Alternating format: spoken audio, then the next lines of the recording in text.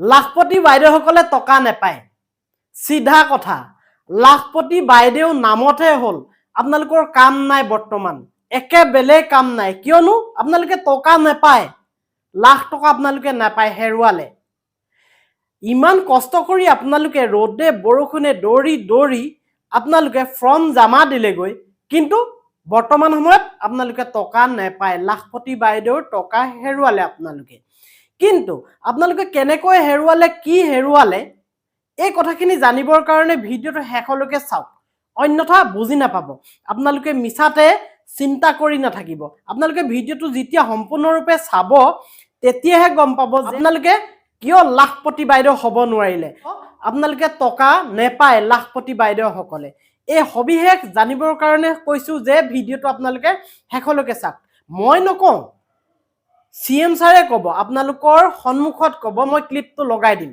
আপোনালোকে আচৰিত হ'ব কাৰণ এই আঁচনিখন প্ৰস্তুত কৰিবলৈ যাওঁতে চৰকাৰেও বহুত কষ্ট কৰিছিল আৰু এই কষ্ট কৰাৰ বিনিময়ত আঁচনিখনৰ বাবে যথেষ্ট সমাদৰ পাইছিলে চৰকাৰে আৰু বৰ্তমান সময়ত চৰকাৰখনে এই আঁচনি দিবলৈ চেষ্টা কৰিছে কিন্তু বৰ্তমান সময়ত এই আঁচনিখনৰ পৰা ৰাইজে টকা নাপাব কিয় নাপাব মই কৈছো শুনক আপোনালোকে যিসকলে লাখপতি বাইদেউ আপোনালোকৰ ফৰ্মখন কিমান কষ্ট কৰি আপোনালোকে ফিল আপ কৰিছিল আপুনি নজনাতো কোনোবা আন ব্যক্তি খুদিছিল তেখেতে নাজানিলে আকৌ বেলেগ এজনক খুদিছিল মানে ইজনৰ পৰা ইজন কাৰোবাৰ ভুল হৈ গৈছিল কোনোবাই জেৰক্স কৰি লৈছিল ফৰ্মখন নহয়নে ফৰ্মখন জেৰক্স কৰি আনি হেখন ফিল আপ কৰিছিল হেখন কপি হিচাপে তাৰ পিছত আকৌ আসলখন ফিল আপ কৰিছিল মানে বিভিন্ন ধৰণৰ আপোনালোকৰ মানে নগুৰ নাগতি হৈছিল ফৰ্মখন ফিল আপ কৰোঁতে আকৌ জমা দিবলৈ যোৱা কথাটো আছেই নহয়নে আৰু তাতে কথাটো ওলাইছিল প্ৰথমতে যে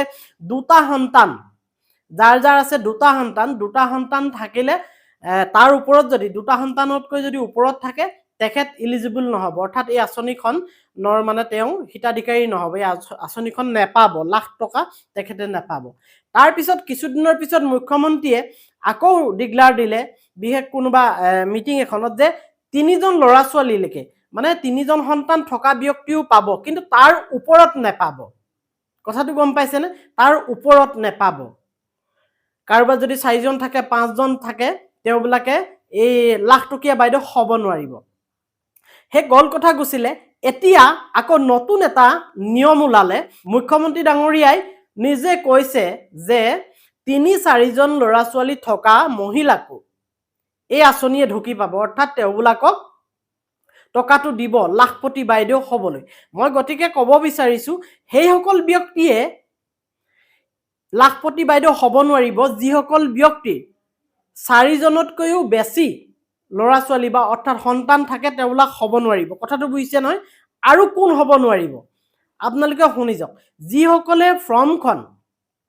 ফৰ্মখন ভুলকৈ ফিল আপ কৰিছে তেওঁবিলাক হ'ব নোৱাৰিব বাৰে বাৰে কৈ থকা আছে যে ফৰ্মখন খুব সুন্দৰকৈ ভালকৈ স্পষ্টকৈ ফিল আপ কৰিব লাগিব আৰু তাত কোৱা হৈছিল কোলা ব্লেক কালাৰ পেনেৰে তাত লিখিবলৈ কৈছিল যদি আপুনি ব্লু কালাৰ ব্যৱহাৰ কৰিছে এটো এটা মানে তাৰ ভুল হ'ব পাৰে যদি কোনোবাই তাত ঘহনাই কাটি দিছে এটো এটা ভুল হ'ব পাৰে বা হোৱাইটনাৰ ইউজ কৰিছে হেতুটো ধৰিব পাৰে বিভিন্ন ধৰণৰ এনেকুৱা কিছু কথা আছে হেই মহিলাসকল তেওঁবিলাকে লাখপতি বাইদেউ হ'ব নোৱাৰিব গতিকেহে মই কৈছো তেওঁবিলাকৰ মিছাতে গ'ল যিসকলে এই ভুলবোৰ কৰি আছে আৰু নতুন এটা নিয়ম আহিছে মুখ্যমন্ত্ৰী ডাঙৰীয়াই এখন সভাত তেখেতে কৈছে মই ক্লিপটো অকনমান পিছতে লগাই দিম আপোনালোকে শুনিব তাত কৈছে যে আপোনালোকৰ এটা ইন্টাৰভিউ হ'ব যিসকলে ফৰ্ম জমা দিলে সেই ফৰ্ম জমা দিয়া ব্যক্তিসকলৰ সেই ফৰ্মবোৰ মানে চাই যদি উপযুক্ত বুলি বিবেচিত হয়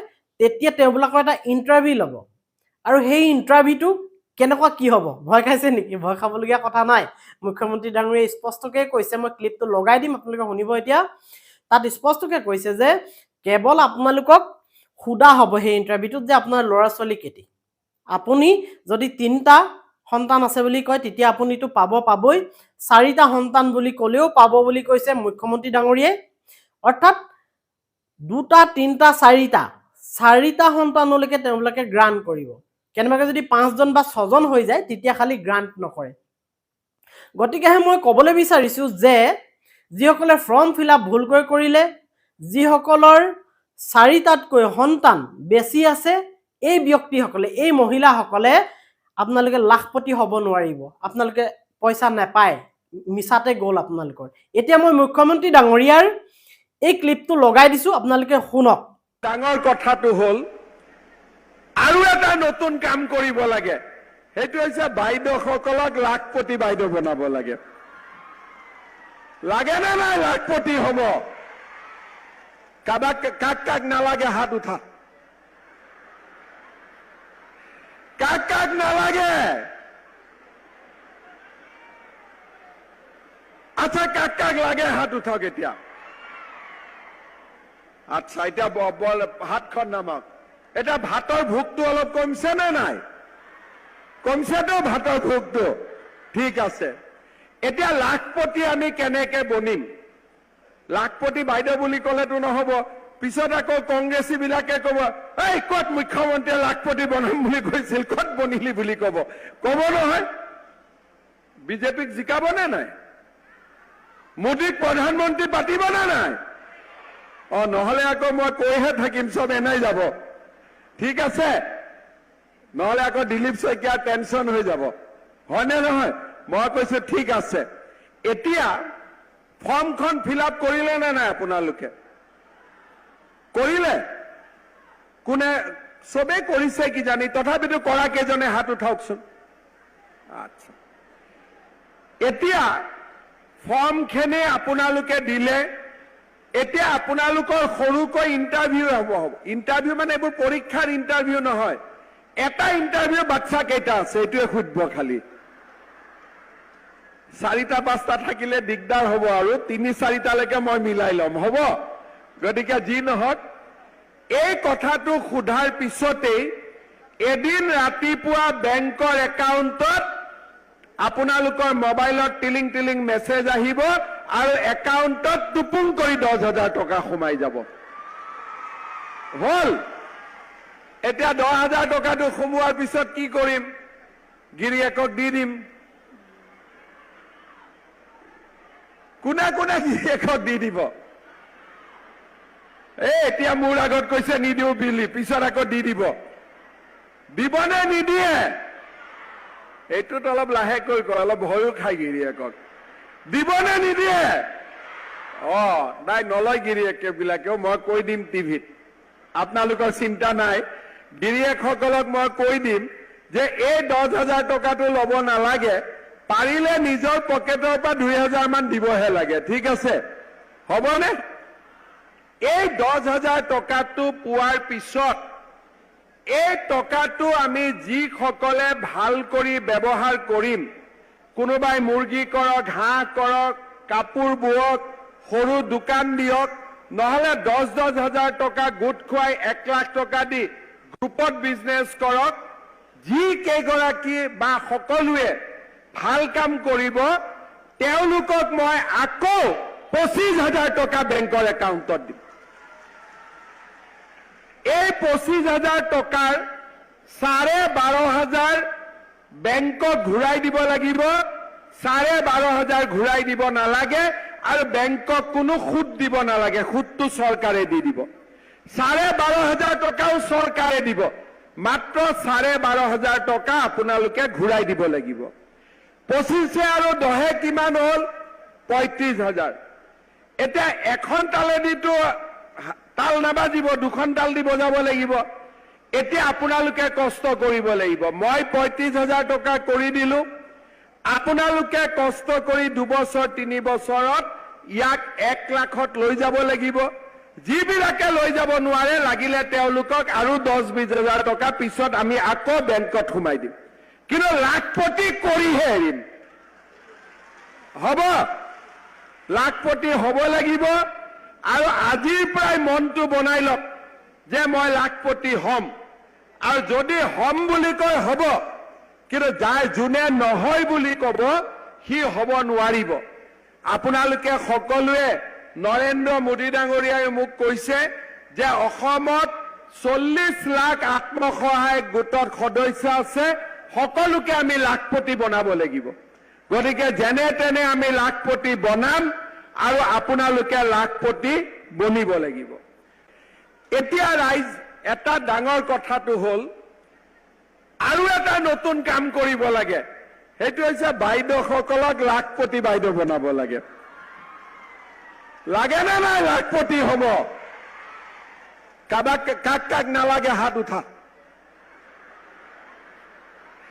কাক কাক নালাগে?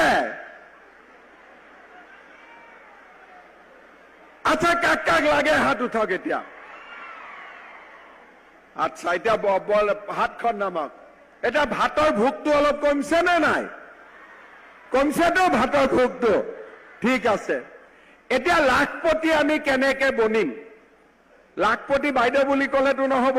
পিছত আকৌ কংগ্ৰেছী বিলাকে ক'ব, এই ক'ত মুখ্যমন্ত্ৰীয়ে লাখপতি বনাম বুলি কৈছিল, ক'ত বনিলি বুলি ক'ব নহয়? বিজেপিক জিকাব নে নাই? মোদীক প্ৰধানমন্ত্ৰী পাতিব নে নাই?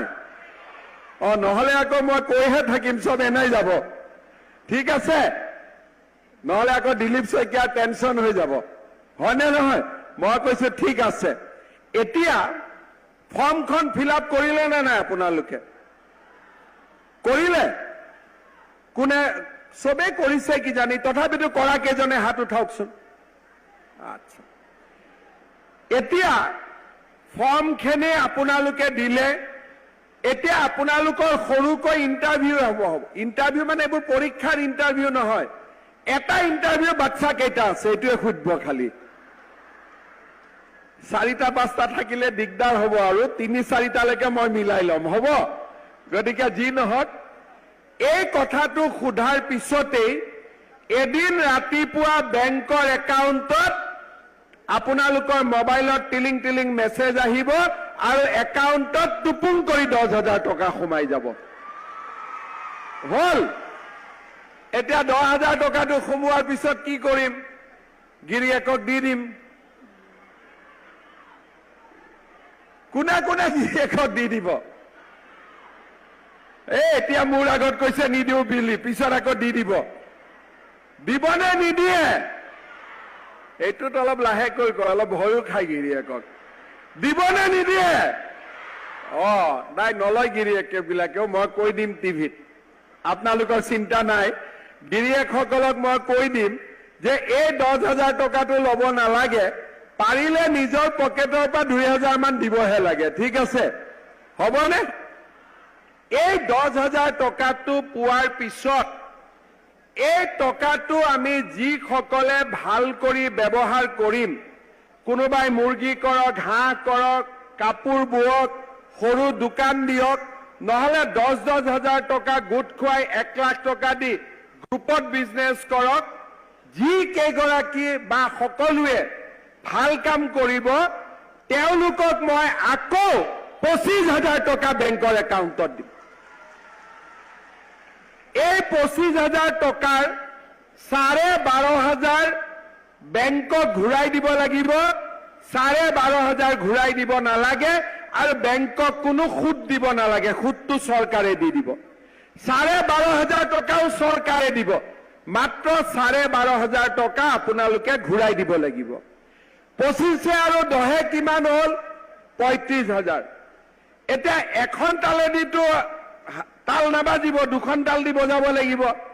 এতিয়া আপোনালোকে কষ্ট কৰিব লাগিব। মই 35,000 টকা কৰি দিলো, আপোনালোকে কষ্ট কৰি 2 বছৰ 3 বছৰত ইয়াক 1 লাখত লৈ যাব লাগিব। যিবিলাকে লৈ যাব নোৱাৰে, লাগিলে তেওঁলোকক আৰু 10-20,000 টকা পিছত আমি আকৌ বেংকত সোমাই দিম, কিন্তু লাখপতি কৰিহে এৰিম। হ'ব? লাখপতি হ'ব লাগিব। আৰু আজিৰ পৰাই মনটো বনাই লওক যে মই লাখপতি হ'ম, আৰু যদি হ'ম বুলি কয় হ'ব, কিন্তু যোনে নহয় বুলি ক'ব সি হ'ব নোৱাৰিব। আপোনালোকে সকলোৱে, নৰেন্দ্ৰ মোদী ডাঙৰীয়াই মোক কৈছে যে অসমত 40 লাখ আত্মসহায়ক গোটৰ সদস্য আছে, সকলোকে আমি লাখপতি বনাব লাগিব। গতিকে যেনে তেনে আমি লাখপতি বনাম, আৰু আপোনালোকে লাখপতি বনিব লাগিব। নতুনকৈ ডিক্লেয়াৰ কৰিছে, কেইটামান কথা তাত সংযোজন কৰিছে। কাৰণ মই প্ৰথমতে কৈ আহিলো যে প্ৰথমতে তেওঁবিলাকে কৈছিল 2জন সন্তান থাকিলে সেই পাব এই আঁচনিখন। তাৰপিছতে 3জন সন্তানলৈ গ'ল, এতিয়া 3জনৰ পৰা 4জনলৈ গ'ল। তেখেতৰ নিজ মুখেদি আপোনালোকে শুনিলে। গতিকে সেইসকল ব্যক্তিয়েহে নাপাব যিসকল ব্যক্তিয়ে 4জনৰ ওপৰত সন্তান জন্ম দি থৈছে, যিসকলৰ সন্তান 5 বা 6 বা 7 তেওঁবিলাকে নাপাব। কিন্তু আৰু এটা কথা আপোনালোকে পাহৰি নাযাব, আপোনালোকৰ ফৰ্মখন যদি কেনেবাকৈ ভুল হৈছে বা সেই যিটো ইণ্টাৰভিউ ল'ব, সেই ইণ্টাৰভিউটোত যদি আপুনি কেনেবাকৈ ফেইল কৰে, অৰ্থাৎ সেই ইণ্টাৰভিউটোত যদি আপুনি কিবা কিবি ভুল তথ্য দিয়ে, তেতিয়াও আপোনাক ৰিজেক্ট কৰি দিয়া হ'ব। তেতিয়াও আপুনি লাখপতি হ'ব নোৱাৰিব, লাখপতি বাইদেউ হ'ব নোৱাৰিব। গতিকে আপোনালোকে বুজি পালে, প্ৰতি সময়ে সময়ে এই কথাবোৰ বদলি হৈ গৈ আছে লাহে লাহে। কিন্তু চৰকাৰখনে এখন ধুনীয়া আঁচনি আনিছে, আমাৰ ৰাইজ যাতে উপকৃত হয়। কিন্তু অনাগত সময়ত দেখা যাব ৰাইজ কিমান উপকৃত হয় আৰু কিমান ৰাইজে এই আঁচনিখনৰ পৰা সুফল পায়। ঠিক আছে দিয়ক, ভিডিঅ'টো এটা সামৰিছোঁ। অন্য এটা দিনত অন্য এটা ভিডিঅ'লৈ মই আকৌ আহিম আপোনালোকৰ ওচৰলৈ। আজিলৈ বাই বাই।